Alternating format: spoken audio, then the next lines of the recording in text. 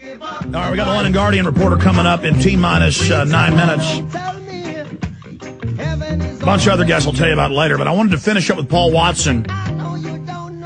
We got interrupted by having Jim Tucker on. I'll break down those huge breaking pieces of information. You watch, all that's now going to happen in the next year. I mean, it just happens year after year. These people actually run things. We actually go to these countries and get arrested and detained and have moles inside in the Secret Service and Bilderberg Group members who don't like it. And it's so incredible. I mean, I've been in hotel rooms finding bugging devices and been followed and been arrested, and Jim's been shot at, and all this is happening. And it's not cloak and dagger. We're not like James Bond, all fancy and, super handsome and in perfectly tailored suits, Mr. Universe. This is just real people, gumshoe detective type folks, and myself and Paul Watson and all the other great people. There's quite a few rogue alternative media people there. There's quite a few mainstream people there who were kind of laughing at first, but now being arrested. And so if we just point out this is criminal, this is illegal, this is the cabal, they'll fall. And that's starting to happen. As Paul Watson said with his great article, where the Dutch Prime Minister grilled over Bilderberg following Prison Planet article in the Parliament. The Queen's being grilled. You got to have guts, because guts is enough, folks. You just believe in it, take action, tell the truth. Don't stop fighting, and we're going to win this thing. Paul Watson, though, finishing up with Government Ready's youth corps to take on vets. New York Times, training the school children to take on the veterans. I mean, you can't make this stuff up. Paul Watson, finish up. Right. And I mean, in the article, I point out that they're shifting away from the traditional Boy Scout pursuits of sports, camping, team leadership, survival skills. And they're going forward and militarizing it, quote, to confront terrorism, illegal immigration, and escalating border violence.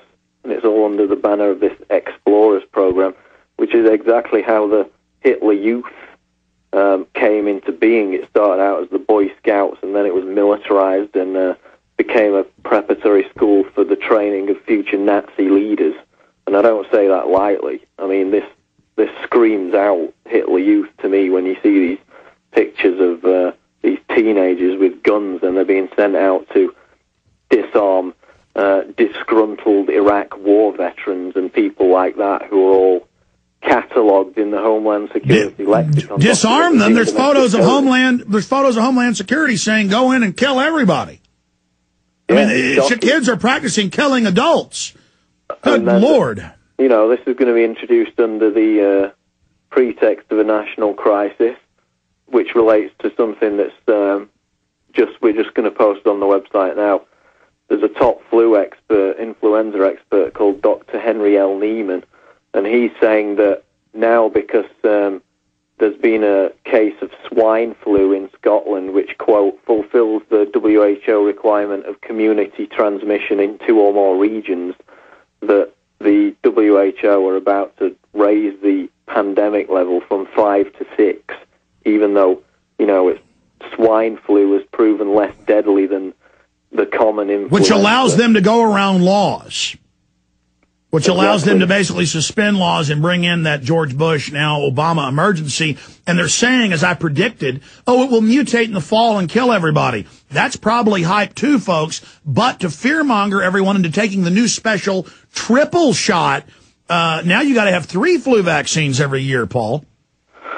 The good news is that there was a Reuters article yesterday which did a survey and said that only a third of Americans would take a swine flu vaccine, and that's just after all the fear-mongering. So imagine if it happens again in a few months, that number will be even less. So at least. Hey, did we send you that San Francisco Chronicle article where they were admitting the CIA released the swine fever flu in Cuba? That's declassified, and that almost every swine flu outbreak, 1918. 1976, happens at military bases after they're vaccinated, and then admitting the swine flu shots in the 70s killed a bunch of people. I mean, they're going to shoot people up and they're going to die, and then they just say, oh, that's how it is. I mean, it's such baloney, Paul. Right, and then we had the Professor Gibbs a few days ago saying that it looked like it was manufactured in a lab, but or accidentally released from a vaccine lab, as is always the case. By the way, have we gotten the CNN and MSNBC to apologize for attacking us, saying we were kooks for saying it was engineered? Not that I know of, no. That doesn't matter. They're discredited scum anyways. Paul Watson, great job. We'll be talking to you again throughout the weekend. And going into next week, we'll be right back with Mr. Skelton of the London Guardian. I heard he ran into the police. Paul Watson, Steve Watson, Kurt Nimmo are all writing exclusive articles from inside Bilderberg with Jim Tucker's sources. We're also covering what's happening on the outside. International media has headlines about, reporters are being detained and citizens are being detained 2 miles away. They're not detained. They put you in handcuffs, put you in a police car, and take you to jail. You're being arrested. You're just not being charged. So you're being arrested. You're under arrest when they physically take you. Just unbelievable spin. It became like they shot you in the head and they said, we didn't kill you. We just, put a bullet through your head and then you died.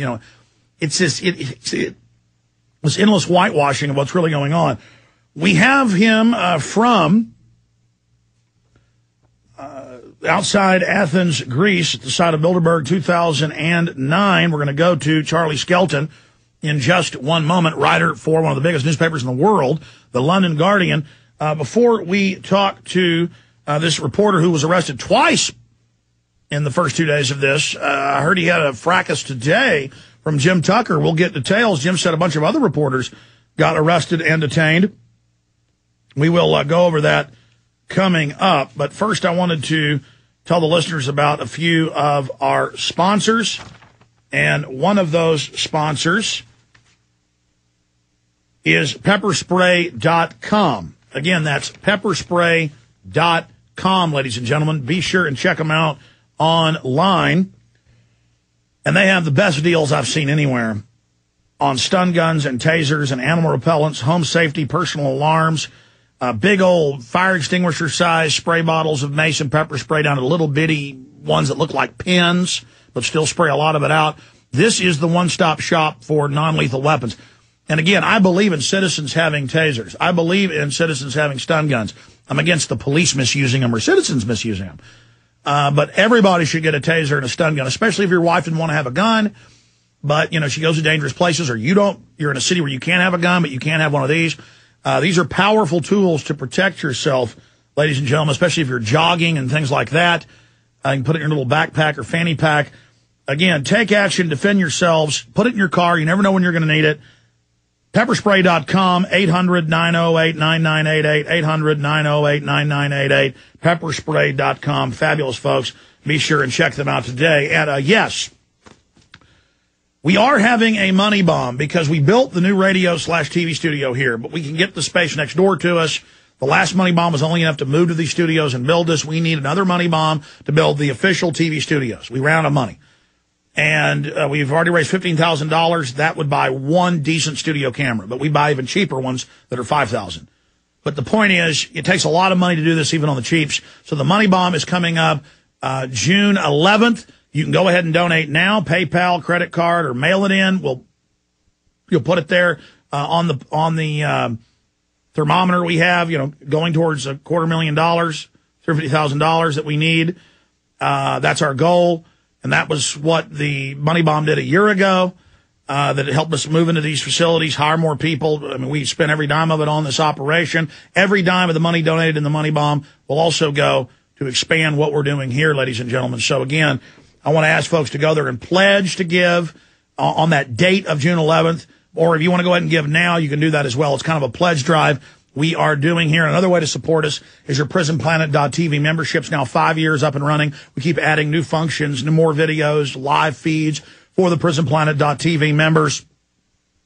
Also, you can get all of the DVDs and films I produce and the other films we carry at Infowars.com and PrisonPlanet.com.